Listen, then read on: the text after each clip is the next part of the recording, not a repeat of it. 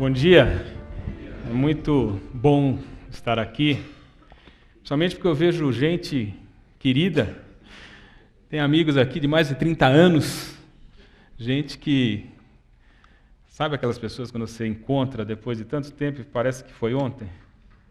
Então, isso aí é muito bom. Então, muita gente mesmo, muito querida aqui. E nós somos irmãos, né? Temos pelo menos uma mesma mãe, que é a Igreja Batista do Morumbi, né? Então temos muito em comum, muito bom estar aqui. Eu me sinto honrado, me sinto bastante à vontade também. Paulo é um companheiro de muitos anos também. A gente tem muito contato. E hoje, obrigado. Paulo me pediu para falar sobre como os poderosos caem. E pediu para falar sobre Davi. E quando vem Davi, engraçado, né? Um homem segundo o coração de Deus, mas, como os poderosos caem, relaciona com lascívia. Lascívia é um dos 7 pecados capitais, né? O que é lascívia? Lascívia é um relacionamento egoísta, um relacionamento sem vínculo, um relacionamento onde eu quero só o meu bem, onde eu não penso no próximo. Então, essa é a definição de lascívia. E pensar Davi, que foi uma pessoa que caiu nessa área. Mas eu queria primeiro começar no primeiro ponto, como todo sermão tem 3 pontos, eu queria começar o primeiro ponto, sobre Davi, um grande homem. E realmente eu queria enaltecer Davi, porque Davi era realmente um homem segundo o coração de Deus. Está escrito no Antigo e no Novo Testamento, um homem segundo o coração de Deus. Se vocês quiserem abrir a Bíblia, vamos passear em Samuel, começar lá em 1 Samuel, o capítulo 15, versículo 28, olha só, Samuel falando a Saul, que foi o antecessor, né? O Senhor rasgou de você, hoje o reino de Israel, e o entregou a alguém que é melhor que você. Olha como ele se dirigiu a Davi, que ainda nem tinha sido ungido. Falou, olha, hoje eu vou dar esse reino a alguém melhor que você. E Davi, no capítulo 16, ele foi ungido por Samuel. E vocês lembram, e não é ruim nós lembrarmos de como foi essa unção, né? Que Deus chegou para Samuel e falou, vai lá e você vai na casa de Jessé, que eu tenho lá uma pessoa que vai ser rei.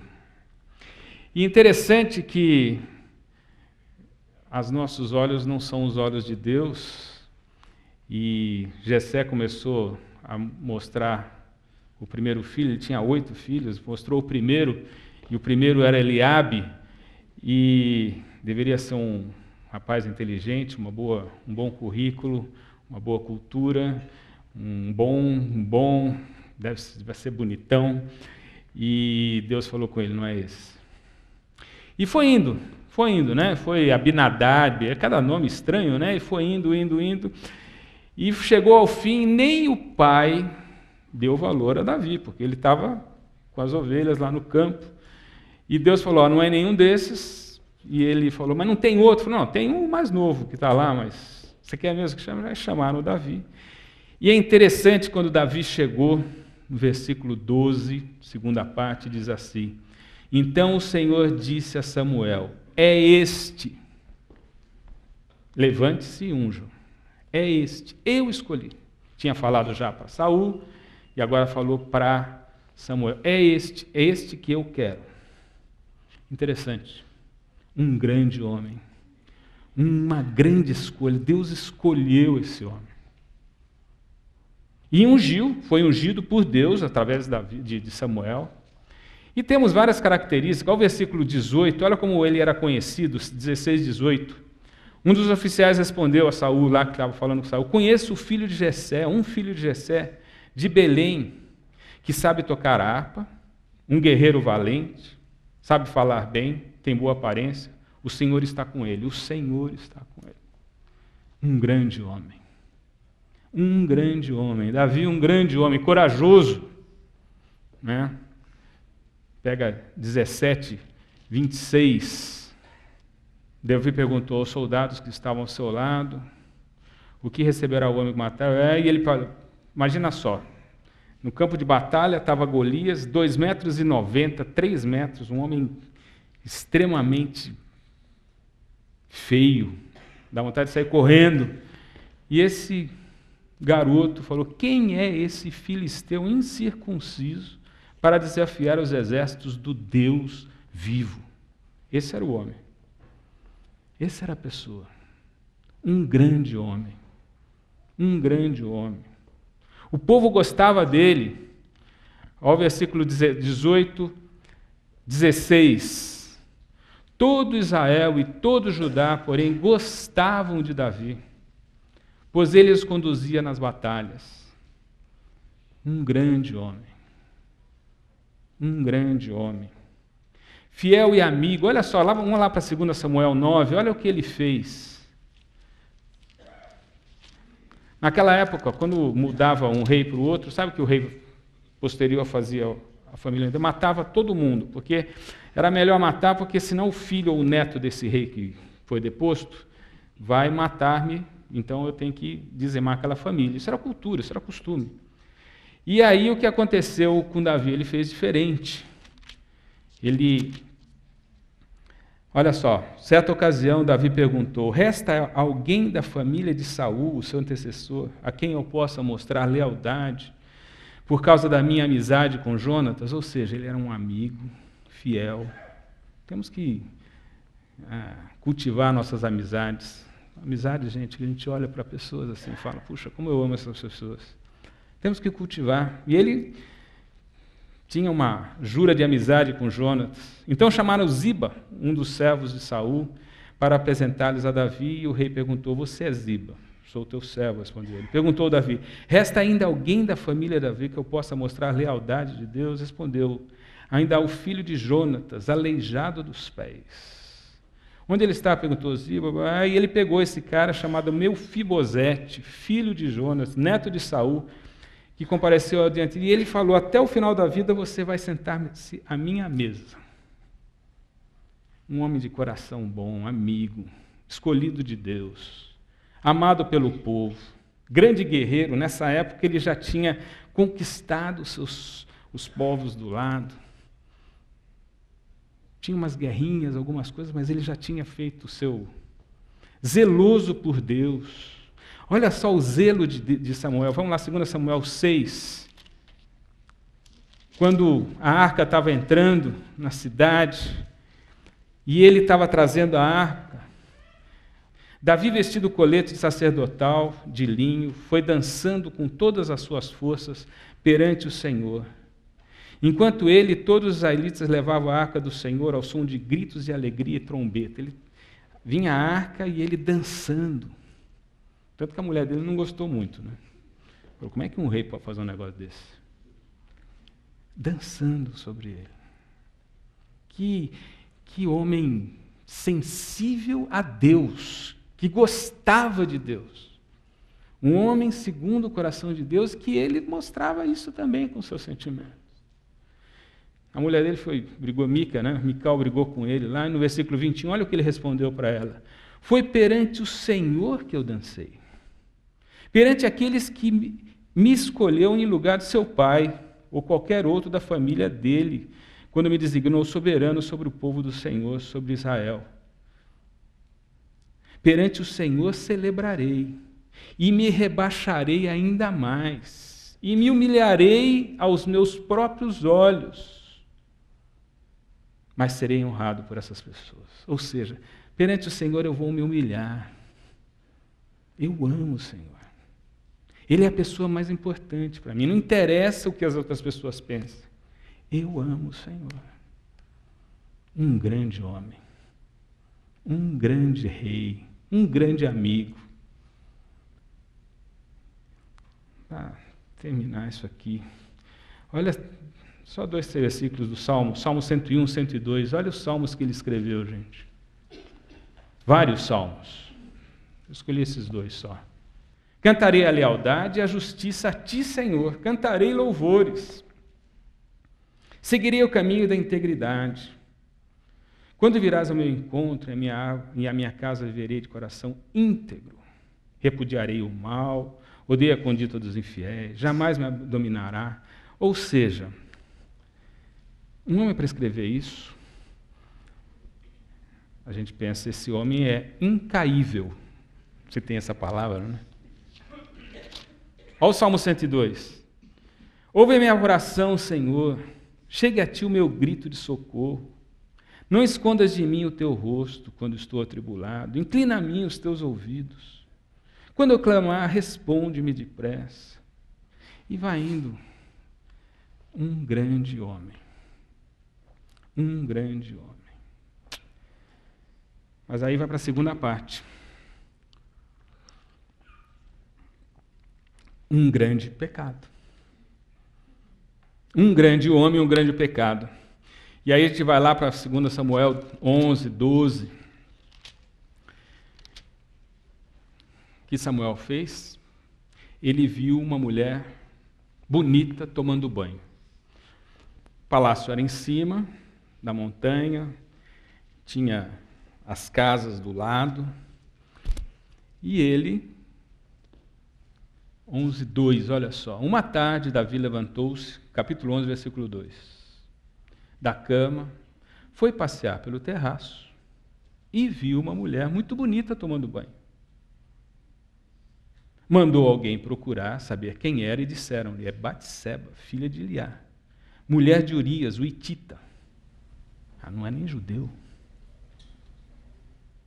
Davi mandou que a trouxessem, se deitou com ela, que havia acabado de se purificar das impurezas de sua menstruação. Depois voltou para casa, a mulher engravidou e mandou um recado a Davi, dizendo, estou grávida. Puxa vida. E aí? Ele era rei, né? Tinha uma reputação a fazer. Ele mandou chamar Urias, vocês sabem a história, e falou, Urias, você está no meio da guerra, faz o seguinte, vai, deita-se com a sua mulher, queria esconder o seu pecado. E Urias falou, não, senhor, eu vou deitar aqui, ó, no palácio mesmo, com os outros soldados. Ele falou, puxa vida, não deu certo. Aí no dia seguinte ele falou, Urias, vem jantar comigo. Deu-lhe um belo jantar, um belo vinho, embriagou Urias, e falou, agora ele vai, está embriagado, né? Também não foi, ficou com os soldados. E aí o que ele fez? Mandou uma carta pelo Urias, dizendo, coloca esse homem na frente da batalha, para que ele morra. Um grande pecado. Que coisa terrível. Um abismo chamando outro abismo, uma coisa chamando outra coisa, e a pessoa vai se enrolando cada vez mais. Um grande homem, um grande pecado. É muito interessante que a Bíblia ela não diz que Batseba não devia tomar banho na frente de Urias. Não está escrito isso aqui. Não está escrito que ela podia estar carente, com o marido na guerra há alguns meses, e ela banhasse sem roupa na frente de outra pessoa. A Bíblia não diz isso. A Bíblia não diz também que, talvez, a Bíblia como não diz, nós não sabemos, que ela estava muito ruim com o casamento. Aliás, Urias talvez já tivesse até traído ela. Não está nada disso na Bíblia, só estou pensando, hein, gente. Mas Urias não era um bom marido. A Bíblia não disse isso. A Bíblia não diz que talvez Urias fosse viciado em pornografia e na internet. Ela não diz isso. A Bíblia não diz que talvez ela tivesse tomado banho com a intenção de que Davi a visse. A Bíblia não diz isso. A Bíblia diz que Davi, passeando no palácio, no terraço, viu, mandou-a chamar, deitou-se com ela engravidou. Só falou isso. Por que a Bíblia não falou os outros detalhes? Porque não interessa. Porque não tem nada a ver. Não tem nada a ver, quando eu peco, os detalhes. Ah, mas ela me seduziu. Não, não tem nada a ver isso. mas, sabe, foi um momento da vida, eu não estava bem com a minha esposa, ela não estava bem com o marido, ela não... Não tem nada a ver, a Bíblia nem cita isso. Ela só fala que tem um grande homem e um grande pecado. Não é relevante esse contexto que a gente pode imaginar, e esse contexto que nós damos mais importante ao fato de Davi ter pecado. Porque quando a gente vai analisar um fato desse, a gente fala, mas também, né? E esse também não tem nada a ver, não é nada relevante. O que é relevante? Davi foi passear no terraço, viu a mulher, chamou-a, deitou-se com ela, ela engravidou. Quis encobrir o pecado, foi lá e matou Urias. Isso é relevante, ponto. O que nós damos importância não tem relevância. Não tem a menor relevância. Davi é um grande homem. Davi é um grande pecado. O que levou Davi a essa queda? Por que Davi pecou, gente?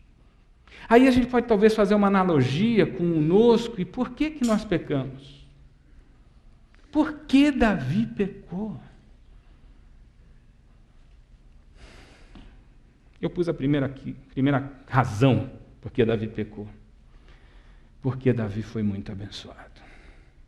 Primeira grande causa que Davi pecou. Ele era um homem abençoado. Ele era um homem escolhido por Deus. Ele era o rei. Ele era um homem segundo o coração de Deus. Ele era um grande homem. Isso o fez ser vulnerável a pecar. Pensa bem, como nele nós fomos escolhidos. E eu estou vendo aqui pessoas que eu conheço muito, pessoas que eu conheço pouco. Mas eu posso imaginar a felicidade que vocês têm. Vocês têm um marido, vocês têm uma esposa, têm filhos, têm emprego, não passamos fome, somos respeitados, somos salvos. Eu acho que a maioria aqui é salva. A maioria daqui tem o Espírito Santo habitando dentro de si. A maioria daqui tem uma conversão, vai para o céu. Isso nos faz vulneráveis. Isso nos faz prontos para pecar. Isso nos faz um prato cheio para o diabo. Por quê? Porque fomos escolhidos. Porque temos tudo que temos. Assim como Davi, você e eu, que não merecíamos absolutamente nada. Davi, um pastorzinho, que foi esquecido pelo pai, mas Deus o escolheu. Este é a pessoa com meu coração, segundo o meu coração. Essa é a pessoa que vai reinar. Essa é a pessoa que está no emprego onde vocês estão. Essa é a pessoa que vai casar com quem vocês casaram. Essa pessoa somos nós. Isso nos faz vulneráveis. Vamos prestar atenção na vida de Davi.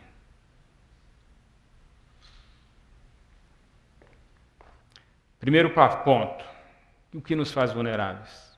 Sermos o que somos, termos o que temos. Davi era escolhido.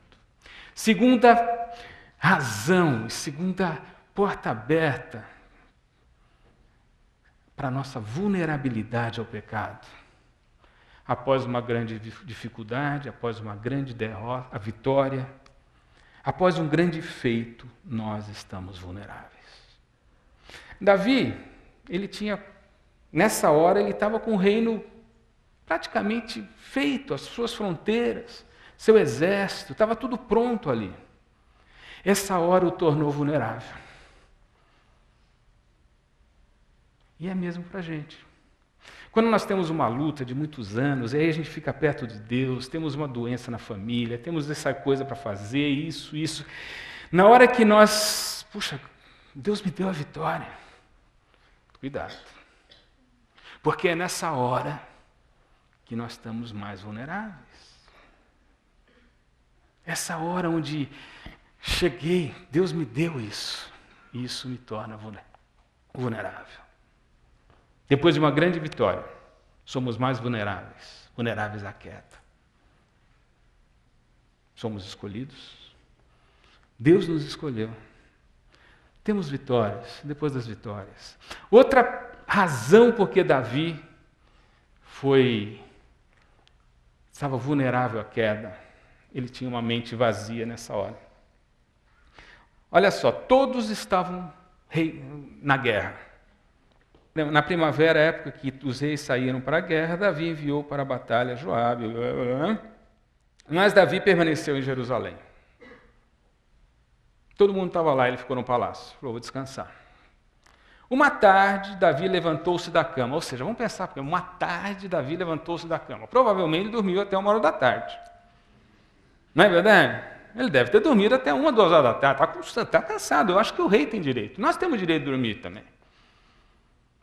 Mas é perigoso, porque uma tarde Davi levantou-se e foi passear no terraço do palácio. Uma mente vazia. Eu não tenho uma preocupação, não tenho um trabalho, eu não tenho isso. Isso aí me faz ser vulnerável. Nas férias, cuidado, nós merecemos férias, merecemos descanso. Mas essa mente vazia às vezes é perigosa. Davi, outra razão, Davi não tinha feito o compromisso que Jó fez em 31:1. Fiz um acordo com os meus olhos, de não olhar com cobiça para donzelas, para moças, não fixá-los em uma moça. Jó fez um acordo com seus olhos. Olha, vamos combinar uma coisa? Eu não vou olhar para uma pessoa do sexo oposto de uma maneira libidinosa. Não vou olhar. Jó não tinha feito isso, tanto que ele estava no terraço, ele olhou Batseba tomando banho. E o que aconteceu nessa hora com Jó, com Davi? Aconteceu o que está em Tiago 1. Tiago 1 é interessante. Eu, como médico, eu falo, essa aqui é a fisiopatologia do pecado. Cada um, porém, é tentado no seu próprio mau desejo, concupiscência. Alguma coisa lá dentro. Eu vou chamar de treco. Se eu fosse em Minas, era trem. Cada um é pecado alguma coisa que está aqui dentro. Que Jesus falou que as coisas ruins vêm lá de dentro do coração. Isso aqui, mau desejo, sendo por esse arrastado, seduzido. Então esse mau desejo que está lá dentro de mim, desde Adão, foi passando de pai para filho, esse mau desejo vai passando, vai me arrastando e me seduzindo, sedução, essa sedução. Então esse desejo, esse treco, tendo concebido, parece que vai dar luz, olha, e dá luz ao pecado, o pecado gera a morte. Todos nós somos assim. Pensa bem você andando e passa um carro assim, ó, e ainda te xinga. Aí vem um treco aqui. Aquele treco dizendo, eu vou matar esse cara. Você sente, porque eu sinto. Não é? É a ira. Essa ira vai tornando assim. E isso vai me seduzindo, me seduzindo, me seduzindo, e aí essa sedução vai gerar o pecado, porque aí eu vou correndo, dou outra fechada. E aí os dois saem e gera a morte. É a morte do pecado e a morte porque ele vai te dar um tiro. É isso que o pecado é. Davi, naquele terraço, ele olhou. E foi um treco subindo, seduzindo, aquele olhar, aquele pensamento, chama, vem, e agora eu tenho que encobrir. E isso aqui aconteceu com Davi. Cada um é tentar na sua própria concupiscência. Na Bíblia. Cada um é tentado, cada um de nós tem uma fraqueza, não tem jeito. Se eu não tenho por lascívia, eu tenho por ira. Tenho por gula. Gula não é só de comida, gula é de amigo, né? Eu sou guloso para ser promovido. Eu sou guloso para que todos olhem para mim. Eu sou guloso para... Tem vários pecados. Ganância, eu quero dinheiro, quero isso aqui. Eu não dou porque e eu também não quero que o outro tenha. Isso aqui vai subindo dentro de mim. Nós precisamos conhecer o nosso pecado. Porque é isso aqui. Quando dá aquilo lá, vem um negócio, isso me seduz. Eu peco e gera morte. Foi o que aconteceu com Davi. Ele não tinha feito um compromisso, o compromisso de Jó. Fiz uma aliança com meus olhos. E hoje é muito fácil, na internet. Eu tenho o meu e-mail, e eu estou tentando mudar porque é o seguinte, esse e-mail, ele já conhece o meu perfil, talvez porque é homem, então começa a ter chamadas assim. Isso é muito fácil, porque é só pegar um mouse, faz assim e já até tira a mão do mouse. Mas você já entrou, e aí vai entrando aquela sedução, a pornografia. É tão comum isso, gente. Nossa televisão é uma porta aberta. Televisão, internet, são coisas excelentes, boas, mas tudo isso é a varanda de Davi. Que é só a varanda. Se ele parasse por ali, tentação não é pecado. Tanto que fala, vem esse treco, sobe, e vem aquele negócio, isso ainda não pecou. Mas ele concebe dar luz ao pecado. E o pecado gera a morte. Então, essa tentação, essa coisa que está... ainda não é pecado. Vamos pegar esse J31.1 e colocar na nossa geladeira, assim, colocar no nosso computador. Pega outros versículos, fala que as palavras da minha boca, meditar do meu coração, sejam agradáveis à tua presença. Oh, meu Deus, oh, meu Deus. Isso está falando, né? Davi falando assim, oh, meu Deus, ele está pedindo que as palavras da minha boca, meditar do meu coração.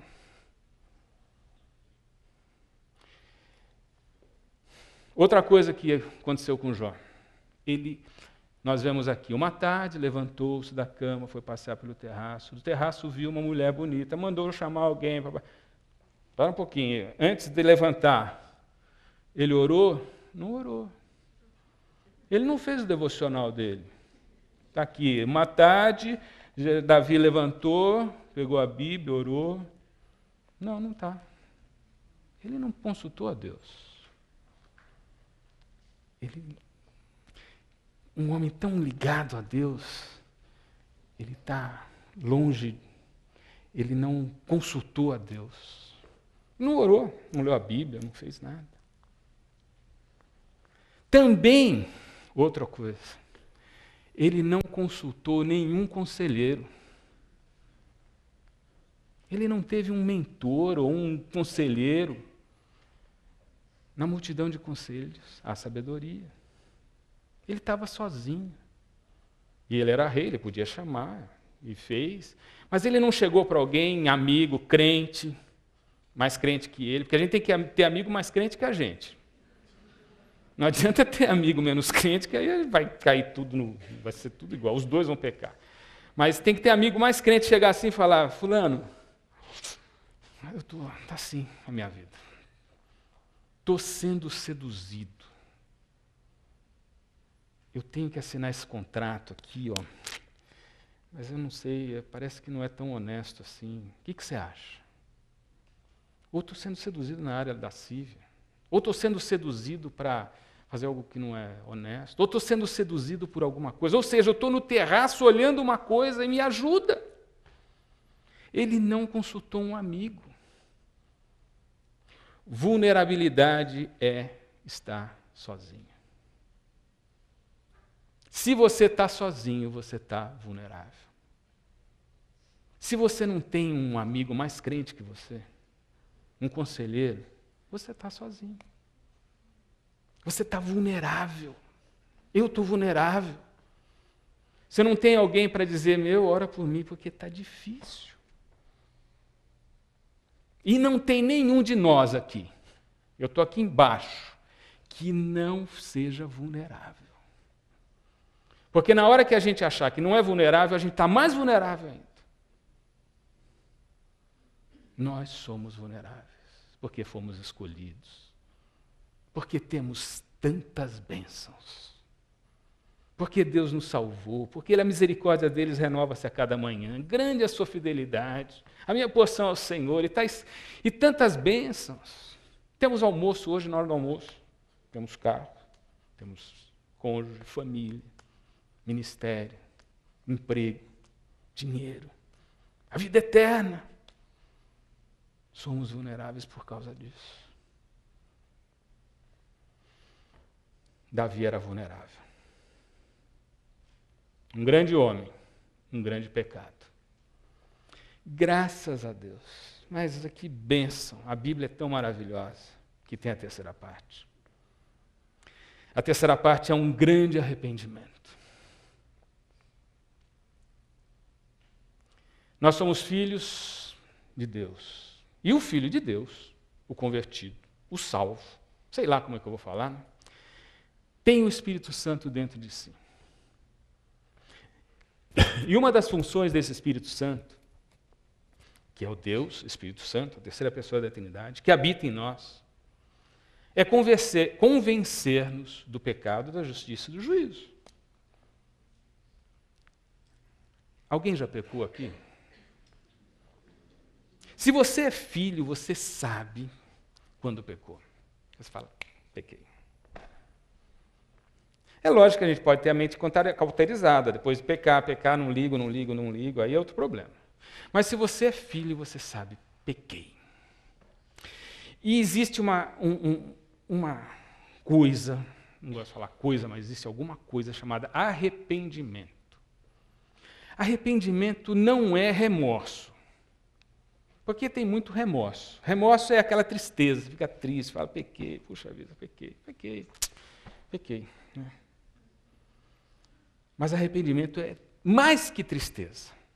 O arrependimento contempla a tristeza, mas contempla até um remorso. Mas arrependimento é algo que aconteceu com Davi. E nós vemos isso na repreensão de Davi, né? Se nós temos o Espírito Santo, nós temos pessoas do lado, nós temos pessoas que nos levam à sensatez. Davi teve Natã. Então, olha o capítulo 12. E Deus é maravilhoso, porque a gente vê detalhes na Bíblia que são maravilhosos. Assim. E o Senhor enviou a Davi o profeta Natã. Natã não queria ir, porque ia falar com o rei. Não é que ele não queria, ele nem estava aí. Mas Deus falou assim, Natã, você vai lá falar com Davi. Eu vou trazer Davi de volta. Deus tem um plano para cada um de nós. E esse plano é algo que tem a soberania de Deus e tem a atitude minha. São duas coisas que vão juntas. E é interessante que aqui a atitude primeira foi de Deus mandando Natã. E é interessante ler esse capítulo, porque vocês sabem a história, Natã chegou e contou aquela história da ovelhinha, né, de um homem que tinha uma ovelhinha que até dormia com ele, era uma só, tinha pego pequenininha. E tinha outro com um monte de ovelhas, mas chegou uma visita na casa desse cara e ele falou, bom, deixa eu ir lá, e pegou a ovelhinha do pobrezinho que só tinha aquela ovelhinha para dar de jantar. E Davi ficou irado, ele falou, esse homem tem que morrer. E Natã falou, esse homem é você. E é interessante como Natã dá uma bronca em Davi. Isso cabe para nós. Olha o versículo 8. Natã falando para Davi. Dei-lhe a casa e as mulheres do seu senhor. Dei-lhe a nação de Judá, de Israel e Judá. E tudo isso não fosse suficiente, eu teria dado ainda mais. É isso que ele fala para a gente. Ele falou para Davi: eu te dei o reino, te dei mulheres, eu te dei a casa, eu te dei um emprego, eu te dei esposa, eu te dei marido, eu te dei carro, eu te dei almoço, eu te dei dinheiro, eu te dei férias, eu te dei... E se isso não fosse suficiente, eu te daria mais. O que você queria mais? Você foi lá e pegou a mulher do outro, pegou a ovelhinha do cara. Ele fala isso para a gente. O que precisa mais para a gente? O que Deus tinha que dar mais para a gente, para nos convencer do seu amor? Ele deu seu filho para morrer por nós. Não precisa dar mais nada, já estou salvo. Não, ele me adotou como filho, me regenerou, me fez um novo nascimento, pôs o seu coração em mim, deu uma justificação, ele me deu, além de se não precisava mais nada, ele deu tudo o que nós temos, gente. Nós agradecemos o almoço, Senhor, obrigado pelo almoço. Será que da boca está para fora? Mas isso é misericórdia de Deus. Eu não fui consumido hoje de manhã. E tem um profeta Natan, ou tem um Espírito Santo falando assim para mim: o que você quer mais? Já te dei tudo.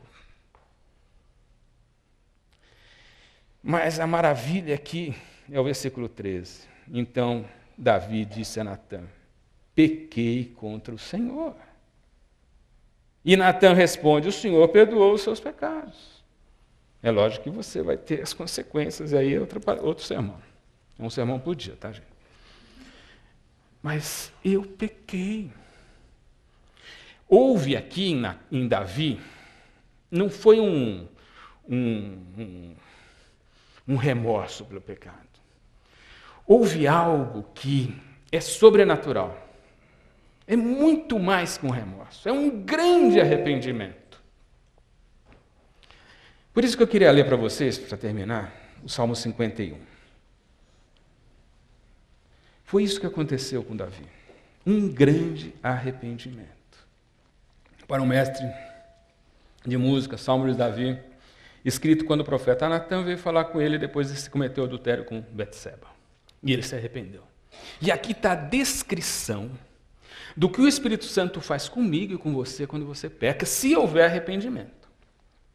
Quando há arrependimento, é isso que acontece. Versículo 1. Tem misericórdia de mim, ó Deus. Por teu amor, tua grande compaixão, apaga minhas transgressões. Lava-me de toda a culpa. Purifica-me do meu pecado. Pois eu mesmo reconheço as minhas transgressões. O meu pecado me persegue. Existe uma consciência de pecado. O arrependimento faz parte do arrependimento a consciência. Eu pequei. E é mais do que eu pequei. Ao 4.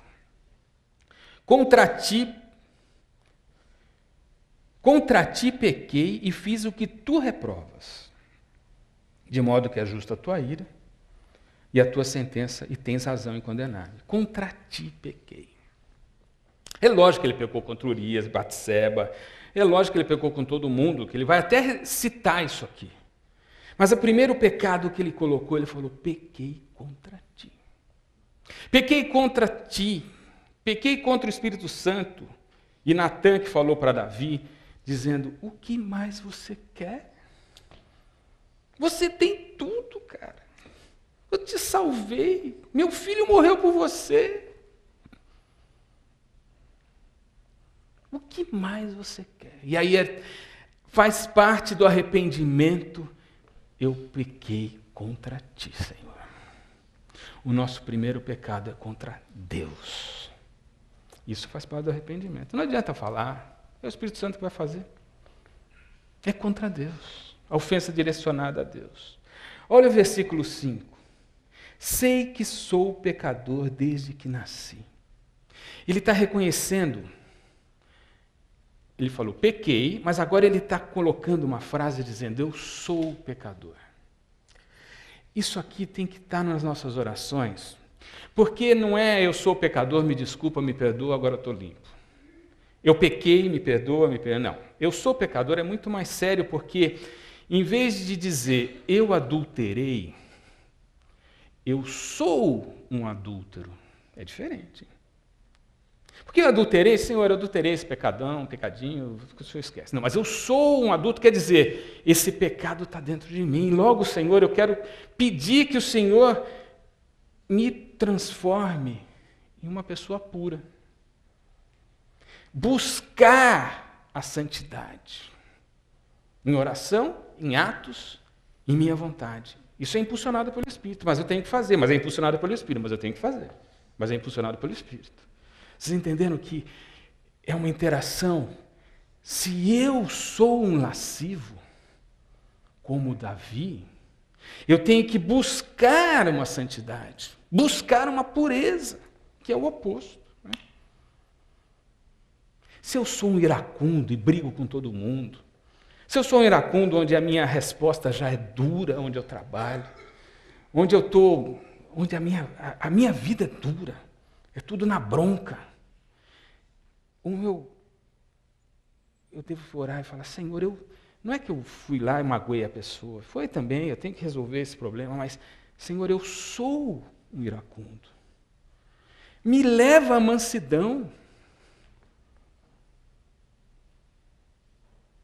Se eu quero tudo para mim, é dinheiro e tal, Senhor, eu sou isso, me leva para ser uma pessoa que doa meus bens, que doa minha vida. Senhor, eu sou isso. Agora, essa matéria ainda informe que o Senhor tem na mão, transforma essa matéria em algo parecido com Jesus Cristo, que é a função do Evangelho em Romanos 8. Eu sou um pecador. E ele vai confessando, e o salmo é maravilhoso. Olha o 14, livra-me da culpa dos crimes de sangue. Ele sabe que ele matou.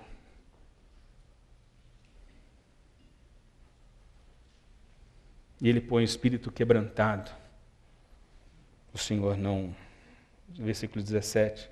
Os sacrifícios que agradam a Deus são um espírito quebrantado, um coração quebrantado e contrito. O Senhor não desprezará. Ele não desprezará um pedido de perdão com ponto final, mas ele vai desprezar um pedido de perdão com vírgula. Sabe o que é isso, gente? Vamos pensar, vamos prestar assim. Quando o marido vai pedir perdão para a mulher e fala assim, olha, eu fui grosseiro com você, eu queria que você me perdoasse, vírgula. Mas você fez isso, e você fez isso, ponto. Ou seja, quer dizer, o mais, depois dessa conjunção adversativa, veio uma coisa mais importante que o pedido de perdão, ou seja, não vale nada esse perdão.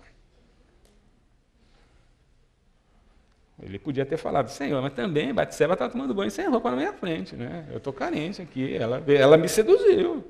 Não estava bem com o marido mesmo. Foi até bom, porque ele morreu e agora nós vamos ter até o herdeiro de Jesus Cristo. Olha só. Porque foi o segundo filho deles. Tá? O primeiro morreu e o segundo estava na genealogia de Jesus. Olha que bom nada. Então, o pedido de perdão é ponto. Quando o marido for pedir perdão, a mulher for pedir perdão, olha, eu errei, fiz isso e ponto final. Acabou, não fala mais nada. Esse é o pedido de perdão verdadeiro. E é o que ele falou. Senhor, eu pequei contra ti. Arrependimento, que é uma coisa que temos que buscar, mas é uma obra feita pelo Espírito Santo. Eu tenho uma definição muito que eu gosto muito. Arrependimento é a tristeza de coração pelo pecado. Vírgula. A renúncia ao pecado e o compromisso sincero em abandoná-lo e andar em obediência a Cristo. Se não for isso, é remorso. E remorso, gente, pode esquecer que não valeu nada diante de Deus. Nada. Porque só existe remissão de pecados com arrependimento. E arrependimento é isso. Não é ficar triste porque pecou. Não. Além de ficar triste, essa tristeza de coração pelo pecado é uma tristeza profunda. A renúncia ao pecado e o compromisso sincero de abandonar e andar em obediência a Cristo. Isso é o pacote. Não dá para pegar um só. A mera tristeza, profundo arrependimento, um remorso, não vale nada. E o único tratamento para o pecado é arrependimento. Se confessarmos os nossos pecados, Ele foi justo, nos perdoar, nos purificar de toda iniquidade. Esse confessar é arrependimento. Conclusão. Gente, nós estamos aqui. Todos nós somos sujeitos a pecar. Não tem nenhum de nós que não esteja na iminência de pecar. Porque ninguém sai de casa falando, hoje eu vou adulterar. Chegou. Hoje eu vou roubar. Hoje eu vou matar alguém. Não tem, ninguém vai fazer isso. Todos nós saímos de casa na santidade. Hoje vai ser um dia legal. Hoje é o dia que fez o Senhor. Alegremos e regozijemos nele. Tudo isso. Mas nós estamos vulneráveis. Por todas aquelas razões que eu dei. Todos nós. Então vamos prestar atenção nessa nossa vulnerabilidade. E se pecarmos, vamos ouvir os Natãs, que podem ser nossos amigos, impulsionados pelo Espírito Santo, e o Espírito Santo que está dentro de nós falando, você pecou, agora você vai se arrepender. E arrependimento é o pacote completo. É algo sobrenatural. Isso é o Espírito Santo que vai fazer. Mas é uma parceria conosco. É algo que eu vou buscar. E quando chegar lá, depois que eu escrevi outro Salmo 51, eu vou falar, foi Deus que fez. Mas eu vou buscar. A diferença entre o cristão e o cínico, olha que palavra dura, gente, mas é verdade. A diferença entre o cristão e um cínico é o arrependimento. Porque os dois pecam. Em que classe nós estamos? Um grande homem, um grande pecado e um grande arrependimento. Vamos orar, gente. Vamos abaixar nossas cabeças. Meu Deus, pedimos a Tua misericórdia.